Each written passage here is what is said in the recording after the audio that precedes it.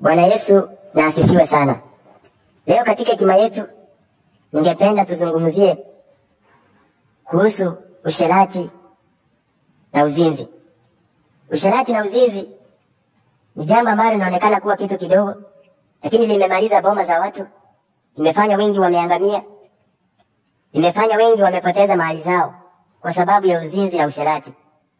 Sasa tuangalie katika kitabu cha Samueli wa pili sura yake ya 11, tuanzie mstari wa 2. Inasema, siku moja wakati wa jioni, Daudi aliamka kitandani, akaenda kwenye paa ya ikulu. Alipokuwa anatembea huko, alimuona mwanamke mmoja akioga, na mwanamke huyo alikuwa mzuri sana. Daudi akatuma mtu kuuliza mwanamke huyo ni nani. Mtu huyo akamwambia Daudi, mwanamke huyo ni Bathsheba binti wa Eliabu, na ni mke wa Uria Mwiti. Basi Daudi alituma wajumbe wamlete. Basi Bathsheba akaja kwa Daudi, naye Daudi akalala na yeye. Kwa hivyo huyu ni mfalme ambaye anaitwa Daudi. Kumbuka Daudi alikuwa ameteuliwa na Mwenyezi Mungu. Ilikuwa wakati ambapo watu walikuwa wameenda vitani, lakini maandiko yanasema Daudi yeye hakuenda. Alibaki katika ikulu lake. Na akiwa mahali pale katika ikulu lake, anatembea tu, akamtazama mwanamke mmoja ambaye alikuwa anaitwa Bathsheba. Maandiko inasema ya kwamba huyu mwanamke alikuwa mke wa Uria. Wakati Daudi alimuona, alimtamani. Na tunaona maandiko yanasema Daudi akatuma wajumbe waende wapeleleze ni mke wa nani, na baadaye wamlete. Wakati ambapo walimleta, tunaona maandiko yanasema Daudi alilala na yeye. Kumbuka alikuwa mke wa mtu. Kwa hivyo hii dhambi ambayo inaitwa usherati ama uzinzi sana sana inafanyika wakati ambapo mtu hauna kazi unafanya. Mtu umekaa wakati ambapo haushughuliki na chochote. Kumbuka ilikuwa wakati wa vita, lakini Daudi inasemekana hakuenda. Kumaanisha hii dhambi inakunyemelea wakati ambapo umetoka kazini, wakati ambapo umepewa nafasi unapumzika hapo nje. Hii dhambi sana sana inakunyemelea. Na ndio maana unaona wengi wao wanaifanya wakati wa weekendi, wakati shughuli za kazi zimeisha. Lakini nakuambia ya kwamba katika hekima yetu, hii ni dhambi ambayo Mwenyezi Mungu anaichukia. Na ni dhambi ambayo wakati umeitenda, kama wewe ni mteuliwa, wewe ni mchungaji, wewe ni Mkristo, Mungu anachukia hii dhambi sana. Kwa maana unaposoma hiyo maandiko, wakati Daudi alipolala na mwanamke, Mungu alikasirika. Mungu anamtuma Nathani aende kumwambia Daudi amekosa. Kwa hivyo ni dhambi ambayo inaweza uhusiano wako na Mungu uishe. Neema ambayo Mungu alikuwa amekujalia iishe, ama Mungu aachilie laana. Kwa maana mwisho unaposoma maandiko hayo, Daudi alifanya mpaka Uria akauliwa, mume wa Bathsheba. Alipanga mpaka akauliwa. Kumaanisha usherati na uzinzi unaweza fanya watu wauane. Na ndio mambo yametukia hata katika vyuo vyetu vikuu. Nasikia watu wameuana, watoto wameuana. Hii dhambi inasababisha watu wauane kwa sababu ya wivu. Mtu umemchukua mke wa mtu, unapotazama mume wake wakati anarudi unasikia wivu. Inachangia unaanza kuwaza jinsi utakapomuua yule mume wake. Kwa hivyo ni dhambi ambayo ni mbaya na iko na madhara mabaya.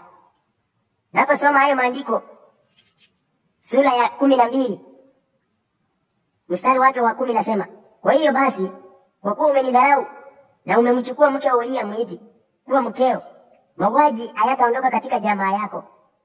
Sikiliza, Mwenyezi Mungu asema, tazama nitazusha maafa katika jamaa yako mwenyewe. Nitachukua wake zako ukiona kwa macho yako mwenyewe na kumpa jirani yako, naye atalala nao hadharani. Wewe ulifanya jambo hilo kwa siri, lakini mimi nitafanya haya mbele ya Waisraeli wote hadharani. Huyu ni Mungu ambaye amekasirika. Angalia maneno ambayo anaachilia katika nyumba ya Daudi. Anamwambia ya kwamba sitaacha, ama katika nyumba yako kutakuwa na upanga. Katika nyumba yako kutakuwa na mauaji. Katika nyumba yako wake zako watakuwa wanachukuliwa ukiangalia hadharani. Kwa hivyo ni dhambi ambayo imesababisha wengi nyumba zetu laana zimeachiliwa na Mwenyezi Mungu. Kwa sababu Mungu anachukizwa wakati umechukua mke wa mtu. Kumbuka Mungu yeye anatazama. Wengi tunafanya kisirisiri tukijua hatuonekani. Lakini kumbuka Mungu yeye anaona kila kitu. Wanasema macho ya Mungu ni maangavu sana. Yanatazama kila kitu. Kiwe chini ama mahali popote pale. Kwa hivyo Mungu ameachilia laana katika nyumba ya Daudi kwa sababu ya uzinzi. Kwa hivyo ni jambo ambalo linafanya Mungu anachukizwa sana. Wewe umeteuliwa unafanya kazi ya Mungu. Tafadhali kimbia hii zina, kwa sababu huwa Mungu anakasirika sana. Iwe wewe uko katika ndoa, Kumbuka maandiko inasema wakati mume na mke wameoana, huwa wanakuwa kitu kimoja. Kwa hivyo Mungu wakati anaona umetoroka mwenzako huwa anachukizwa sana. Wengi tumeangamia katika maajali kwa sababu ni kipigo kutoka kwa Mungu. Wengine tuko na magonjwa ambayo hayaishi katika miili zetu kwa sababu ya usherati na uzinzi tuliofanya wakati ule. Kwa hivyo hii ni sinaa ambayo tunafaa tuitoroke. Kwa hivyo katika ile nyumba, naposoma hiyo maandiko 15 ukiendelea inasema, Mwenyezi Mungu alimpiga mtoto ambaye Bathsheba mkewe Uria alimzalia Daudi. Kumbuka wakati Daudi walipolala na Bathsheba. Maandiko inasema Bathsheba alishika mimba ya Daudi. Wakati ambapo alishika mimba, kwa maana huyo mtoto alikuwa chukizo mbele za Bwana. Maandiko inasema Mungu akampiga yule mtoto. Akasababisha yule mtoto akaanza kuugua magonjwa na mwishowe yule mtoto akakufa. Kwa hivyo watu wengi vitu zetu zimeangamia. Vitu zetu zimekufa kwa sababu tulitenda hii dhambi. Kwa hivyo wakati wowote mahali popote uliko ikimbie hizi zinaa. Sasa tuingie kitabu cha Mwanzo 34 inasema Yakobo akapata habari kwamba Dina bintiye alikuwa amenajisiwa na Shekemu, lakini kwa kuwa wanawe walikuwa malishoni alinyamaza mpaka waliporudi. Hamori baba yake Shekemu akaenda kwa Yakobo ili azungumze naye. Na wakati huo huo wana wa Yakobo wakawa wanarudi nyumbani kutoka malishoni. Waliposikia hayo, vijana hao wakaona uchungu mwingi na kukasirika sana, kwa vile Shekemu alikuwa amewafanyia watu wa Israeli ovu hilo la kulala na binti ya Yakobo. Mstari wa 8. Lakini Hamori akawaambia, mwanangu Shekemu anampenda sana binti yenu, basi tafadhali mumruhusu amuoe. Huyu ni Hamori ambaye ni baba yake Shekemu. Shekemu maandiko inasema alimnajisi Dina ambaye alikuwa binti ya Yakobo. Maandiko inasema ya kwamba wakati ambapo Shekemu alimnajisi huyu binti ambaye anaitwa Dina, alienda kujitetea mbele ya Yakobo. Anaambia Yakobo ya kwamba mruhusu binti yake aolewe na kijana yangu ambaye ni Shekemu. Mstari wake wa 9 inasema, acheni tuoane, ninyi mtatuoza binti zenu, nasi tutawaoza binti zetu. Kwa hiyo mtaishi pamoja nasi, mtakuwa huru katika nchi hii. Mtaishi humu, mfanye biashara na kujipatia mali. Huyu ni Hamori ambaye ni baba yake Shekemu. Angalia ameanza kufunja mipaka ambayo ilikuwa hapo awali. Anaambia Yakobo ya kwamba mtaturuhusu tuoane. Mtaturuhusu tufanye biashara pamoja. Kwa hivyo dhambi ya usherati na uzinzi inafanya mtu anaanza kufunja mipaka ambayo ilikuwa hapo awali. Hamori ameanza kufunja mipaka ambayo ilikuwepo. Anaanza kuwaruhusu Waisraeli waoane, wafanye biashara pamoja. Kwa hivyo wengi tumefunja mipaka hata katika ndoa zetu. Wengi tuliahidiana ya kwamba hatutaachana. Lakini kwa sababu wewe mume umeenda umekutana na mke mwingine, ile ahadi ambayo uliwekea mke wako ya kwamba ni wewe tu hadi mwisho, sitakuacha hadi mwisho, unafunja mipaka.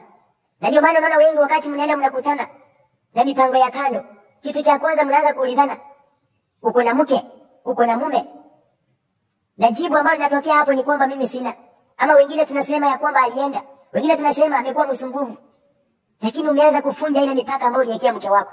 Ukamwambia sitakuacha. Jinsi ambavyo tunaona Hamori ameanza kufunja mipaka. Ameanza kuruhusu Waisraeli waanze kufanya kazi na wao pamoja.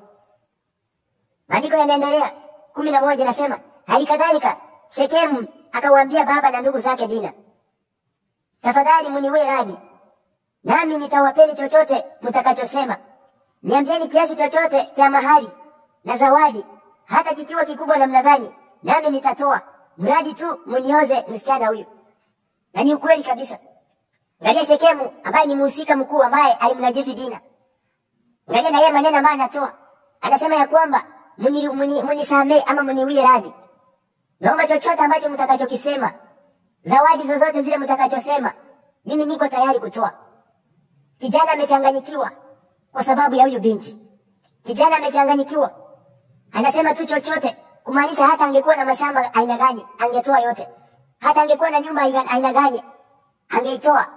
Hata angekuwa na pesa aina gani, angezitoa. Kumaanisha usherati na uzinzi unafanya mtu unagharamika sana. Mtu ambaye ulikuwa na pesa, unaanza kutoa pesa kwenda nje. Mtu ambaye ulikuwa na biashara zinaanza kuisha kwa sababu umeanza kupeana pesa. Mtu ambaye ulikuwa na misingi mizuri, misingi inaondoka. Jinsi ambayo Shekemu misingi yake imeanza kuondoka. Ameanza kuropoka maneno. Anasema hata mkisema chochote mimi niko tayari. Kwa hivyo usherati na uzinzi unaweza sababisha mtu ufilisike. Mtu uishiwe ukauke kwa sababu ya usherati. Wengi tumeacha ndoa zetu, tumeacha nyumba zetu, tumeacha wake zetu wako njaa, watoto wako njaa, watoto hawana mavazi. Watoto hata pesa za shule hatujalipa. Lakini wewe ambao umeenda nje mpango wa kando unamlipia nyumba. Umemwanzishia biashara kubwa. umemnunulia mavazi mazuri, umehakikisha ya kwamba ameshuka nywele, lakini mke wako hakuna siku umemtendea. Kwa hiyo sharati tuachane na wao. Ninyi wanawake ambao mmechukua waume za watu, hii ni dhambi ambayo Mungu anaichukia. Utaenda mtazaa mtoto na huyo mtoto atapigwa mapigo. Wengi watoto wetu wamekuwa wagonjwa kwa sababu hao watoto ambao unaishi na wao si wa baba ama si wa mume wako. Ndio maana unaona familia nyingi magonjwa yaishi. Ni laana ambazo Mungu ameziachilia. Ni laana ambazo Mungu anasababisha kwa sababu tumeenda kinyume. Tumetenda vibaya. Wewe ambao unatenda hiyo dhambi, nakumbuka ni dhambi ambayo ikiingia kwa mwili si rahisi kutoka. Wengi wameng'ang'ana kuiacha, lakini si rahisi kutoka. Kwa hivyo ni dhambi ambayo tunastahili tuikimbie. Kitabu kingine ambacho ni Mathayo sura yake ya 5 mstari wake wa 27 inasema, mmesikia kwamba watu waliambiwa usizini, lakini mimi nawaambieni, atakayemtazama mwanamke na kumtamani amekwisha zini naye moyoni mwake. Basi kama jicho lako la kulia linakuosesha ama linakufanya unatenda dhambi, ling'oe ukalitupe mbali. Huyu ni Yesu Kristo ametoa mfano, anasema kwa kutazama tu umezaa zini. Kwa kutazama tu ama kwa kutamani umezaa zini. Kwa hivyo ukiona kama ni macho yako yanakufanya unatenda dhambi ya usherati na uzinzi, Yesu anasema anafananisha ya kwamba tung'oe. Kung'oa ni kwamba kama umezoea kupitia barabara ambao ukipita mahali hapo lazima uzini, lazima mtu akutamani ama utamani mtu mahali pale, acha kupitia hiyo njia. Hiyo ni njia moja, umeng'oa hilo jicho. Kwa sababu unapopitia mahali hapo tamaa ya macho inawaka. Angalia hata Daudi akiwa katika paa lake, ni macho yalisababisha akatenda hiyo dhambi. Kwa hivyo tuikimbie hii dhambi, kwa maana ni chukizo mbele ya Mwenyezi Mungu. Asifiwe Bwana Yesu Kristo.